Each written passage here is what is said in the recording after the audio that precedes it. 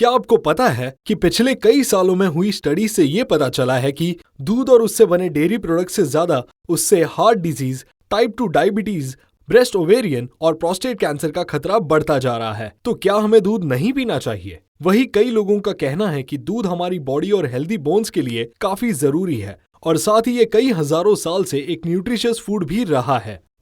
दूध के पॉजिटिव और नेगेटिव इम्पैक्ट को लेकर पिछले कई दशकों से दूध कंट्रोवर्शियल रहा है। तो पॉइंट्स और फैक्ट्स पर डिस्कस करते हुए हम जानेंगे कि आखिर कैसे दूध हमारी डाइट का इंपॉर्टेंट पार्ट बना, इसके हमारी बॉडी पर नेगेटिव और पॉजिटिव इम्पैक्ट क्या है और किस तरीके से दूध ग्लोबल क्लाइमेट को इम्पैक्ट कर रहा है।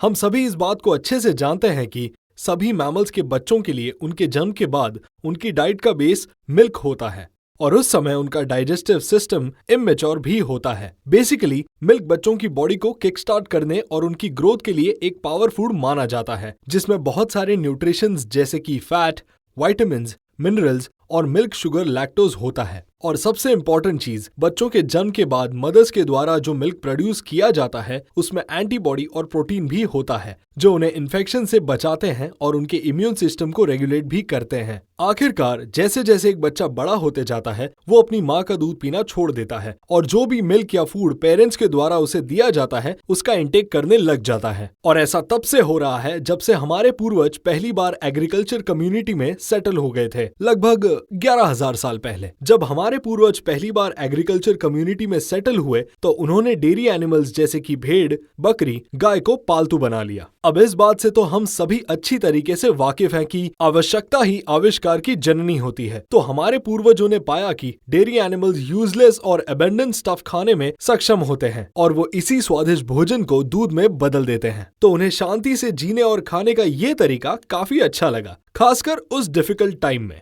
इसीलिए उस समय जिन भी ग्रुप्स के पास डेयरी एनिमल्स का मिल्क अवेलेबल था उन्हें ज्यादा इवोल्यूशनरी एडवांटेज मिला और नेचुरल सिलेक्शन के थ्रू इस दूध ने उन कम्युनिटीज के जीन्स को बदल दिया जिन्होंने डेयरी एनिमल मिल्क का बहुत अधिक सेवन किया। और ये सब कुछ पॉसिबल हो पाया ह्यूमन बॉडी में पाए जाने वाले स्पेशल एंजाइम लैक्टेज की वजह से। लैक्टेज एंजाइम मिल्क के होल डाइजेशन के लिए बहुत ही ज्यादा जरूरी है। बच्चों के सिस्टम में ये एंजाइम बहुत ही ज्यादा होता है जिसकी वजह से उनका डाइजेस्टिव सिस्टम दूध में मौजूद लैक्टोज को तोड़कर उसे आसानी से डाइजेस्ट कर लेता है। लेकिन जैसे जैसे हम बड़े होते जाते हैं हमारे शरीर में उतने ही कम लैक्टेज एंजाइम पैदा होते हैं। सबसे चौंका देने वाली बात तो ये है कि दुनिया भर के लगभग 65% आबादी में 6 साल की उम्र के बाद ये एंजाइम होता ही नहीं है, जिसका मतलब है कि ऐसे लोगों का digestive system per day 150 millimetre से ज्यादा मिल्क डाइजेस्ट करने में एबल नहीं है। लेकिन अब सबसे बड़ा सवाल ये है कि जब दूध हजारों सालों से हमारी डाइट का एक इंपॉर्टेंट पार्ट रहा है तो आज ये इतना कंट्रोवर्शियल क्यों है? नेगेटिव और पॉजिटिव इम्पैक्ट। दूध के नेगेटिव और पॉजिटिव हेल्थ इफेक्ट्स के बारे में अलग अलग लोगों के कई दावे हैं। नेगेटिव हेल्थ इम्पैक्ट की बात करें तो ये एक वाइड वेराइटी को कवर करते हैं, जैसे कि आसानी से टूटने वाली हड्डी से लेकर कैंसर तक और कार्डियोवैस्कुलर डिजीज से लेकर इंटॉलरेंस और एलर्जी तक। कुछ पुरानी स्टडीज में दूध और हाई रिस्क ब्रेस्ट, कोलोन और प्रोस्टेट कैंसर के बीच कनेक्शन पाया गया। वहीं दूसरी तरफ मेटा एनालिसिस, जो कि एक टाइप का स्टैटिस्टिकल एनालिसिस है जो साइंटिफिक स्टडीज के रिजल्ट को आपस में कनेक्ट करता है, उसका मेन कैंसर से रिलेटेड कोई इफेक्ट नहीं मिला। इसके विपरीत ये भी पाया गया कि दूध में मौजूद कैल्शियम कोलोन कैंसर के खिलाफ प्रोटेक्टिव इफेक्ट भी डाल सकता है। हालांकि दूध का इसमें कोई रोल है या नहीं ये अभी तक स्पष्ट नहीं है, क्योंकि ये प्रोटेक्टिव इफेक्ट कैल्शियम की वजह से भी हो सकता है। इसी तरह मेटा एनालिसिस को दूध या डेयरी प्रोडक्ट से कोई नेगेटिव इफेक्ट के साइन नहीं मिले, जैसे कि कार्डियोवैस्कुलर डिजीज या स्ट्रोक का रिस्क। लेकिन जो लोग ज्यादा मात्रा में डेयरी प्रोडक्ट्स का यूज करते हैं उनके लिए हाई ब्लड प्रेशर रेयर हो सकता है, ऐसा कुछ स्टडीज में सजेस्ट किया गया है। फिर भी मेटा एनालिसिस के पास इसके रिगार्डिंग एविडेंस इतने स्ट्रॉन्ग नहीं है कि वो इस बात पर विश्वास के साथ दावा कर सके। साथ ही कई स्टडीज में ये पाया गया है कि दूध का अडल्ट्स पर ना तो पॉजिटिव और ना ही नेगेटिव इम्पैक्ट है। लेकिन फिर भी कुछ लोग पेस्टिसाइड, एंटीबायोटिक्स और हार्मोन्स के हार्मफुल अमाउंट को लेकर चिंतित रहते हैं। पेस्टिसाइड और एंटीबायोटिक्स मेडिसिन के लिए दुनिया के अधिकांश हिस्सों में ऐसे रूल्स हैं जो केवल पूरी तरह से हार्मलेस अमाउंट का अप्रूवल देते हैं। अगर कोई इस लिमिट से ऊपर जाकर एंटीबायोटिक्स मेडिसिन और पेस्टिसाइड का यूज करता है तो उसे दूध को शेल्फ के लिए अलाउ ही नहीं किया जाता। तो इस पर्टिकुलर पॉइंट पर चिंता की कोई बात नहीं है। वहीं एलर्जी और लैक्टोज इंटॉलरेंस से सफर कर रहे लोगों के लिए दूध का सबसे बड़ा नेगेटिव इम्पैक्ट एक्ने और कुछ जनरल प्रॉब्लम्स है।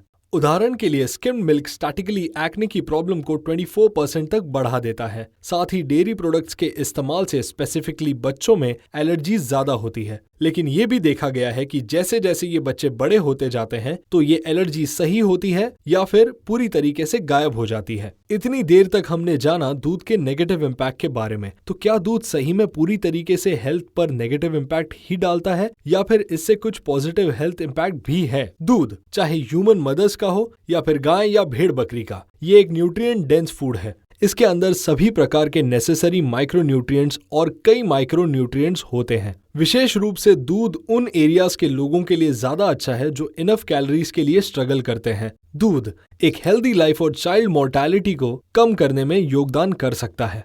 यदि आपको दूध से एलर्जी नहीं है तो दूध आपके लिए हार्मफुल भी नहीं है, स्पेशली बच्चों के लिए जो ज्यादा से ज्यादा मात्रा में कैल्शियम लेने का सबसे अच्छा सोर्स है। और वेजिटेरियंस के लिए ये विटामिन B12 और विटामिन B का एक अच्छा सोर्स है। रेगुलर दूध पीने से एक्स्ट्रा कैलोरीज मिलती है जो आपका वजन बढ़ाने में भी आपकी हेल्प कर सकती है। प्रोटीन और न्यूट्रिशन के लेवल के हिसाब से देखें तो सोया मिल्क को काऊ मिल्क से कंपेयर कर सकते हैं। सोया मिल्क में काऊ मिल्क की तरह ही विटामिन और कैल्शियम का लेवल होता है जो पौष्टिक रूप से डेयरी मिल्क के समान ही है। और इसी तरीके से लेबोरेटरी में बनाए गए दूसरे मिल्क्स को पनीर में भी बदला जा सकता है। और आने वाले टाइम में ऐसे ही मिल्क के ऑप्शंस होंगे जो काफी कम एनर्जी, लैंड और पानी के उपयोग से बनाए जा सकेंगे। वैसे तो अभी के समय एनिमल मिल्क अपने आप में बहुत बड़ी इंडस्ट्री है, लेकिन सबसे बड़े दुख की बात यह है कि मिल्क प्रोडक्शन के लिए गायों को बार बार प्रेग्नेंट किया जाता है और जन्म के कुछ समय बाद ही उन्हें उनके बच्चों से अलग कर दिया जाता है। तो हम इस पॉइंट को इग्नोर नहीं कर सकते हैं क्योंकि जिस दूध को हम कंज्यूम कर रहे हैं वो इसी टाइप के डेयरी फार्म से ही आता है।